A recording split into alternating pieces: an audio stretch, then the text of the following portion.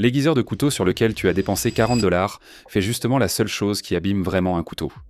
La solution qui règle ce problème ne coûte rien, et elle contient probablement ton café en ce moment. Aujourd'hui, je vais te montrer comment rendre un couteau émoussé assez tranchant pour couper une feuille de papier en environ 30 secondes, en utilisant simplement le petit anneau rugueux sous une tasse à café.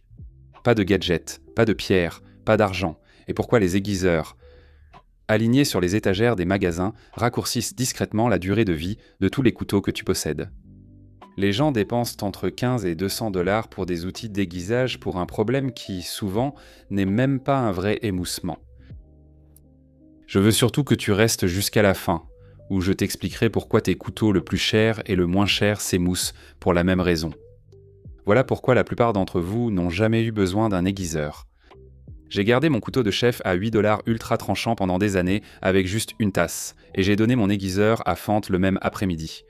J'ai enfin compris l'effet sur mes couteaux. Alors commençons par l'essentiel. Personne ne vous le dit, parce que ça change tout ce qui vient après. Un couteau paraît émoussé mais ne l'est généralement pas.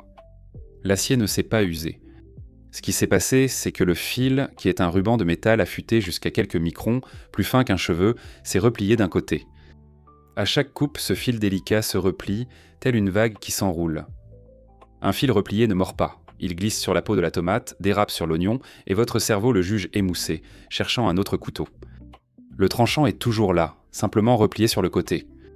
L'acier plié n'a pas besoin d'être meulé, seulement redressé. Redresser le fil s'appelle l'affilage, un acte différent de l'aiguisage, même si le magasin vend une machine prétendant faire les deux, sans bien les réaliser. L'affilage recentre un fil roulé, l'aiguisage retire du métal pour en créer un nouveau.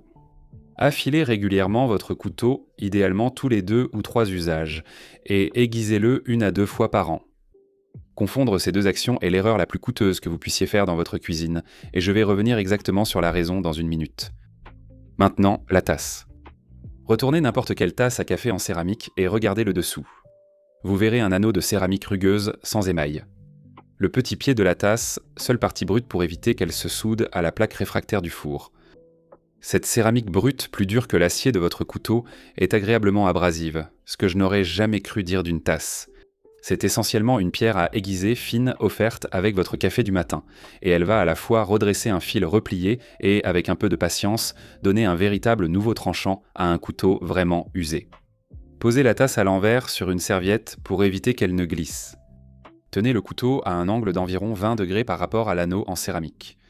Si vous ne visualisez pas 20 degrés, posez la lame à plat et soulevez le dos du couteau à la hauteur de 2 pièces empilées. C'est suffisant.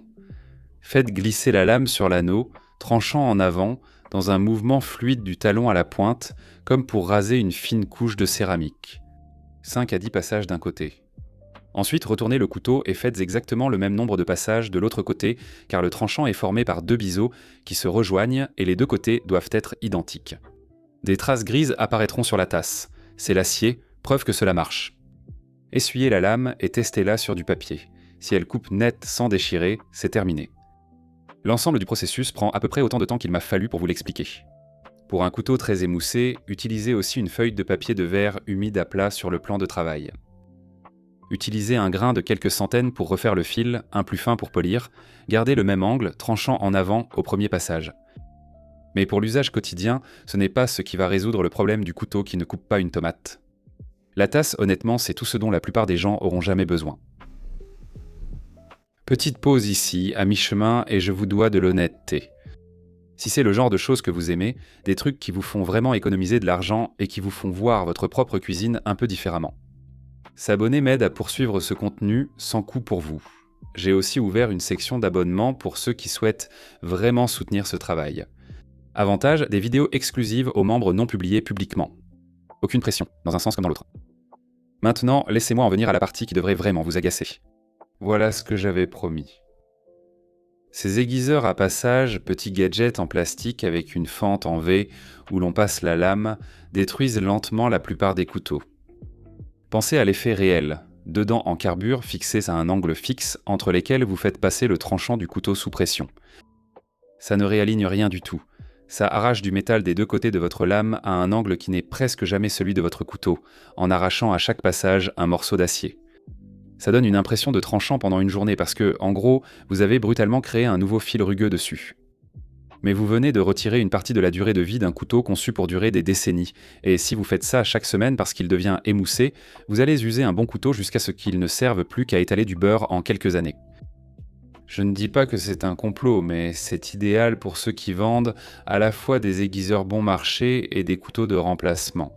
Et cela rejoint directement la raison pour laquelle votre couteau coûteux et votre couteau bon marché meurent de la même façon.